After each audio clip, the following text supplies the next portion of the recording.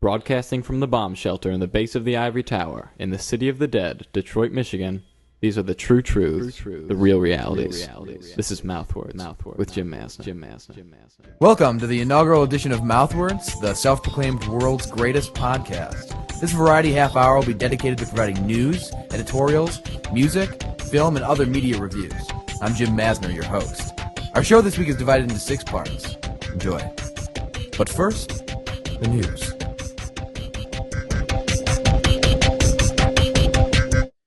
The New York Giants won the Super Bowl last Sunday in a stunning upset over the New England Patriots. The game is, of course, the most important in the world of American sports, and it's always one of the top-rated programs of the year. This game was no exception, and it ranked as the second-rated show in American history behind the MASH finale. Who would guess that another game last weekend, a basketball matchup between the Milwaukee Bucks and the Houston Rockets, would draw 10 million more viewers? Especially when the broadcast showed vacant seats and uninterested spectators. Well, let me give you a hint. Egg rolls. The Bucks have a new Chinese import, Yi Lianjian, and the Rockets, of course, have Yao. This speaks volumes about the globalization of American sports.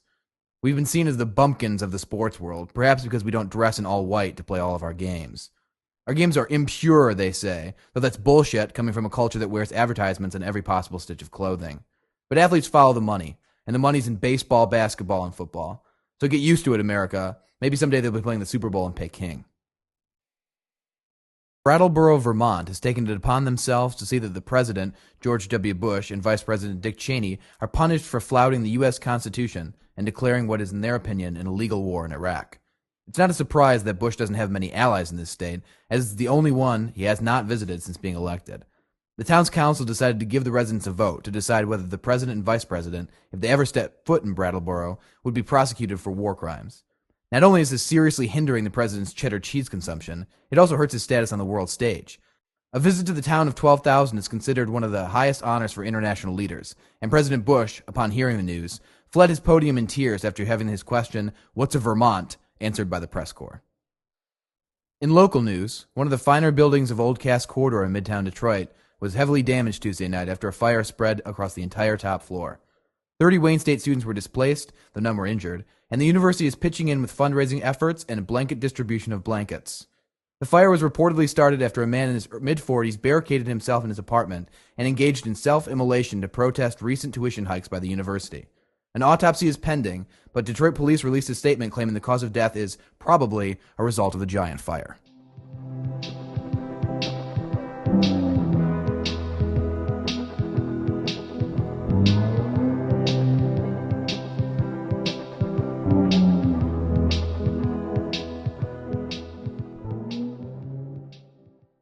This is Mouthwords, and this is Jim Mazner. Well, this time of year always brings American and international film to the forefront of our minds as we each ponder and predict winners of the upcoming awards season. Here with his take on the most prestigious of the awards, the Oscars, is irreverent Hollywood outsider J.E. Silbert. Mr. Silbert, how are you? Well, I'm very excited, Jim. This is always my favorite time of the year. 2007 was seen by many as a renaissance for Hollywood. This may be a new age as independent-style films are being produced by major studios, and the competition at this year's Academy Awards is fierce! Well, J.E., who do you see capturing the key awards at the end of February? Well, I'll just give you the big ones. Well, all right. So, Best Actress's award is key this year, and Cate Blanchett was, I thought, mistakenly nominated for playing an unconvincing Elvis Presley, and I'm not there. You weren't happy with her performance? Well, she's a woman, Jim, and, well, I wish we could just go back to the days when men portrayed women in films. You mean back in, like, Elizabethan England? Well, that's not really a film. Precisely, Jim, but I think that this is an obvious win for Carmen Electra from Meet the Spartans. She's due, Jim. Is she? She's never managed to even get nominated for about 8 years on Baywatch, and I've never seen more convincing CPR on television in my life. Well, how about the other categories? Like, how about Best Actor? Well, this is a tough one, Jim, because everyone's been raving about Daniel Day-Lewis. And as you know, I'm based out of Taos, New Mexico. Yes, I've heard. But the rumor is Day-Lewis is all the buzz on Sunset Boulevard. And I'm not persuaded by the newsprints or the gossip mills, so I'm going with Kevin Sorbo from Meet the Spartans. I'm sensing a pattern here. Ha! You got me. Spartans are hands down my favorite film of the year, and I'm pretty sure it's a lock to win Best Picture. Well, you're rarely wrong, J.E. Any predictions about the upcoming year in Hollywood? I actually think I can guess the next celebrity death. It's going to be Haley Joel Osment. He's going to die of exposure. You heard it here. You heard it right here. Well, all right. Thanks for visiting, J.E. Thanks for having me, Jim. It's been a pleasure. J.E. Silbert is a prolific author, most recently of Lion's Brain in a Bear's Body, a biography of Michael Eisner.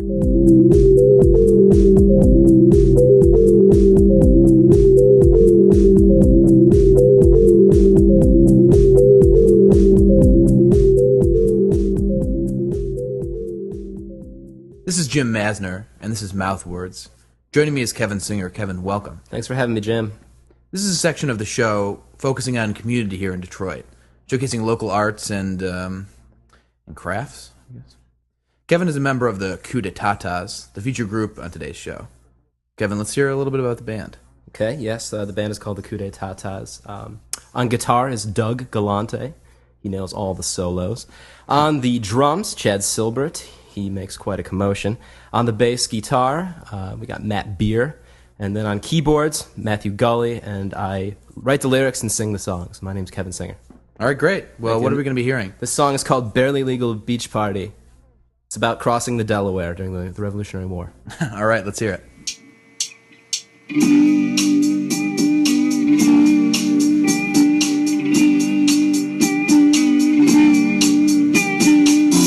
Cross the Delaware, a 20-mile stretch. Cannon Search and Starlight Tech. Rhythm section is up and down. Trashlit pride is spewing sound. The lions, they come out at night. And they litigate, fight. And the paper trail by the moonlight is an ever-ready reason to fight. Riptide junkie and an acid king. Pull my lips back and hear me sing. Behind my back, fingers twisted round. My mind's a taste bud that tastes down. The lawyers, they come out at night. And they litigate, fight. And the paper trail by the moonlight is an ever-ready reason to fight.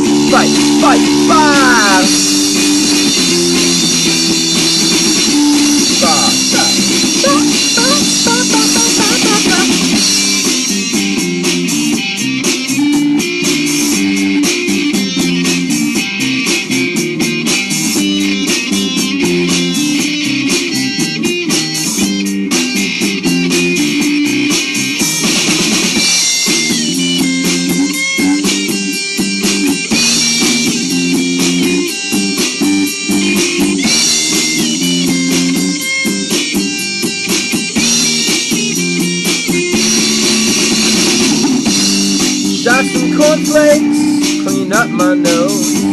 The tanning beds, they all explode. Got breakfast on my freaky brain. A literal translation for the sane. Wisdom, power, a trace of love. He's the steady reigning king of the gods above. And we marvel at his testify, as well as the fake lamb.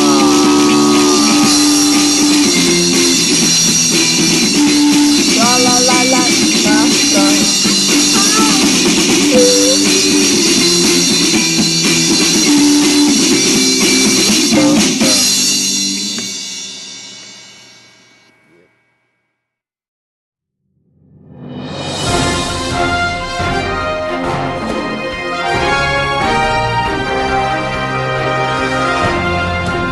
Dateline, Tashkent.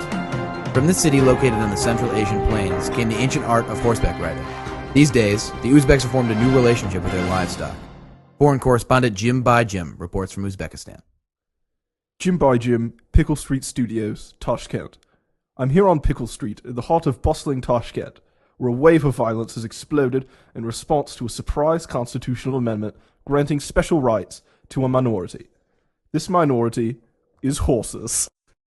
Horses were first domesticated here tens of thousands of years ago. Since the dawn of time, it has been the dream of many Uzbeks to be a horse. After the fall of the Soviet Empire, economic reforms have allowed some, only the richest Uzbeks, to realize this dream. Citing ancient beliefs about horses, this economic elite has petitioned the government to grant them special rights. I spoke to a local sorcerer, a Mr. Joppa. He told me his major concern with the amendment was that it changed February 14th from Valentine's Day to everybody who is a horse gets to rape as many children as they want day. Mr. Joppa told me that as the father of 3 young boys, he wanted all the horses to stay on the other side of the fence. Despite these unprecedented rights, the horses are petitioning for more. The leader of the horses, a Mr. Shakaboy, has told the parliament that he will not sleep until all horses can receive waffle fries, quote-unquote, for free. The government has responded to the violence with a massive and possibly mistranslated public relations campaign whose central message is the English sentence, "In an emergency, you can shit on a Puerto Rican whore." The future here in Uzbekistan remains cloudy. Nobody knows where the course will end. Reporting from Pickle Street, this is Jim Byjim for Mouthwords. You're listening to Mouthwords. I'm Jim Mazner. Well, any car owner will recognize the feeling. It's pretty common to turn on your car and find that since the time you last drove it, your car has acquired some new automotive malady. Maybe the check engine symbol lights up, or your headlights don't. Few things are as exhaustingly stressful as forfeiting your dignity at the auto mechanic. When you live in a city, or specifically this city, I guess, the problems tend to be more man-made. My windows have been broken, my tires have been stolen one by one by one by one. 3 in total, but not at the same time, and several in broad daylight. As if they pick on the weaker animal, they know that my car can't get away because it already has 1 tire missing. I've had particularly bad luck with my car, but no one who lives in a city is a stranger to these problems. It's just part of the charm of living downtown. I had an acquaintance who used to have his van stolen on a regular basis, only to get a call from the police once the teenagers who stole it had finished their joyride, which often ended in what must have been a really great accident. But lately it seems time, technology, and general addict ingenuity have brought about an evolution in automotive thievery. I live, along with a few of my friends, in Midtown Detroit at a turn-of-the-century apartment building. Decent neighborhood, but they might just be because we have easy access to the hospital. We've always had issues with security in our parking lot, but over the past few months, people have been coming in at night, battery-powered reciprocating saws in hand, climbing under random cars, and stealing catalytic converters. Now, if you don't know what that is, don't worry. I got mine stolen and I still don't. I'm pretty sure it's part of the exhaust system. But if you've turned on your car and been face-to-face with a check engine light or a weird noise, imagine starting your car and enjoying the melodic tones of a Harrier jet taking off your face. Needless to say, you can't drive with it gone, and the bill at the auto shop was $500, which I guarantee is total bullshit, knowing the felons and inbred white trash that work at this place. The average price to replace a catalytic converter hovers at around $300. This has happened several times at my building, and I thought it was an isolated incident, but according to a Los Angeles Times article from last month, this is a nationwide epidemic. Thieves can get between $40 and $50 for the converters. There are platinum, rhodium, and other precious metals inside, and their high prices have set off a pseudo-prospecting rush, with little that can be done to prevent a theft. Now, it's not the concept I have a problem with. Meth heads will be meth heads after all. It's the claim jumping. I could use the $40 to $50 too. A Canadian City News article reported that rhodium, one of the precious metals inside the converter, goes for $6,000 an ounce. Now granted, there isn't much rhodium in the component, but I think $40 can get an entire dining room set at IKEA. It may not be practical, the repairs will cost 10 times the reward, but who among us can resist a greasy, exhaust-filled piggy bank?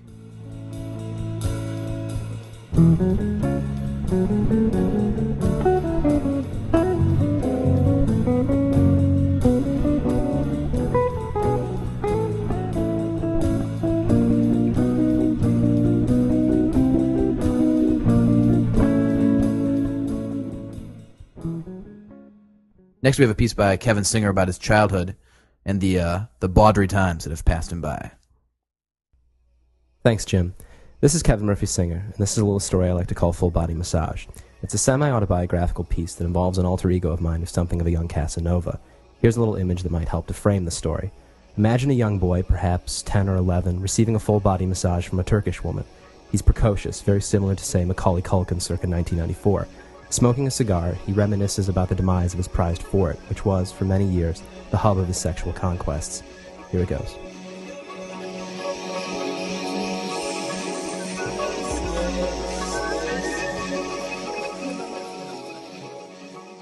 The exact nature of the conspiracy to stunt my happiness is yet unknown to me, and I honestly suspect never to be delivered an explanation of how such malicious behavior could ever be committed within the realm of human conscience. I have my theories, of course. Most involve extraterrestrial culprits, and that I don't believe any person, at least not one raised by human parents, could devastate me so. It was built for a ridiculously modest figure, caked together with an assortment of glues, airplane, crazy, Elmer's, wood. Still, it had an appealing amateur quality that evoked idealized and sentimental paintings of Norman Rockwell, whose illustrations of harmless, malnourished suburban hoodlums I used to admire hanging on the walls of my pediatrician's office. With its demise also has passed an authentic selfhood, fashioned from a manifesto on the delicate sensibilities of individuality, quirk, and unwavering romantic duty. Engagement into flights of fancy and mindless optimism for a night of passionate wild abandon ring hollow without a place to flop now. Visiting girls at dusk, speaking loud and forever holding my peace, became a way of life, a mantric repeat that would have put Bacchus and Dean Martin to shame.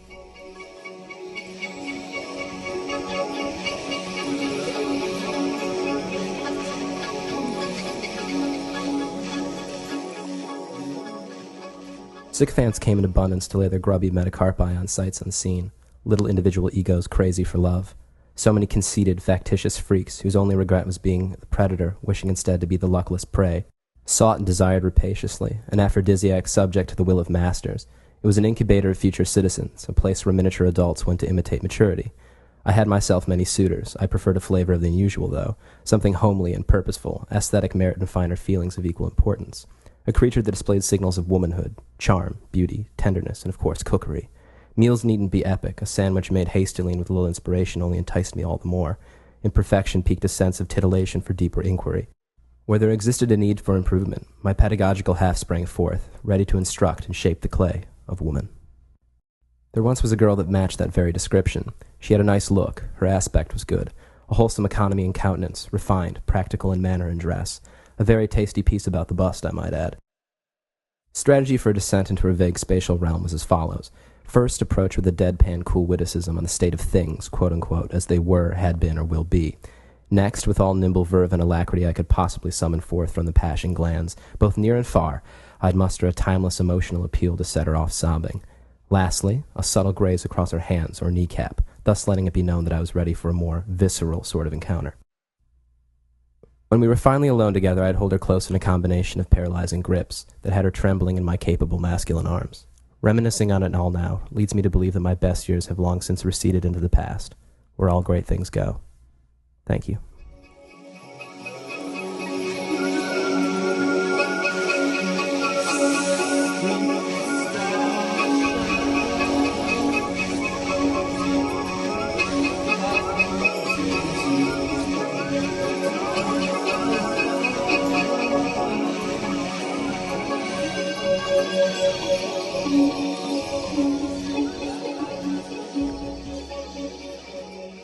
That was Kevin Singer with his strangely erotic nostalgia piece, Full Body Massage.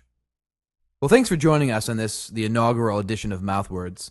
Next show, we bring in the sports insurgent, the wacky Iraqi Bruce Nager, to preview the upcoming baseball season.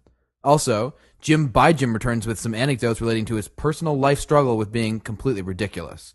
That's next time on Mouthwords. Well, this show is produced by Alex Weiner, Kevin Singer, and myself, with contributions from David Berg and Jared Silbert. From the catacombs carved between realities, this is Mouthwords, and I'm Jim Mazner. It is a process of evolution. Let us follow to a near conclusion. And if it were any other person, I'd break his back and turn my own. Waltz a feline, forlorn toad, as I make a beeline for your humble abode. It is a process, and I admit it, a kind of fleshy, fickle thing, metaphor twisting and mystic spouting, bard of the narrative. Ici tableau, maison scene, foie gras découpage,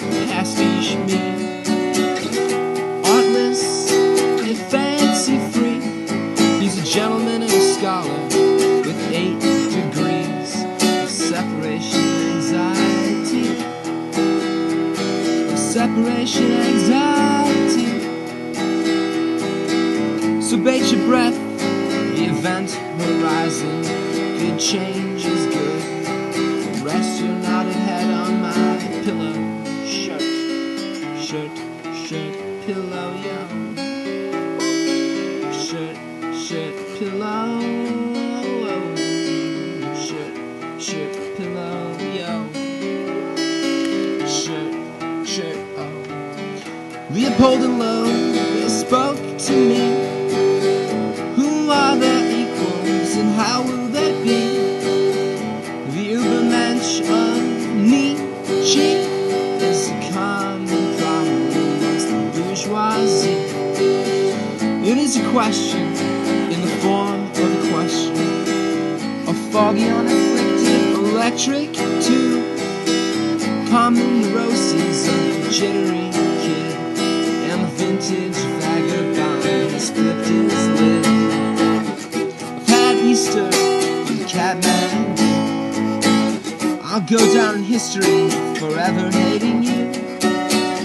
Got lumped in with the parochial schools. I've got in my math box, got in my lunch pail, got in my tater tots. What it is? Do you know the rules? Do you know the rules? The hurricane factories closed their doors forevermore. Workers of the world unite. You have nothing to lose but your jobs. And your wives, and your walls, and your fast cars, and your mistresses, and your pets, and your Christmases, Christmas eye, bonus eye.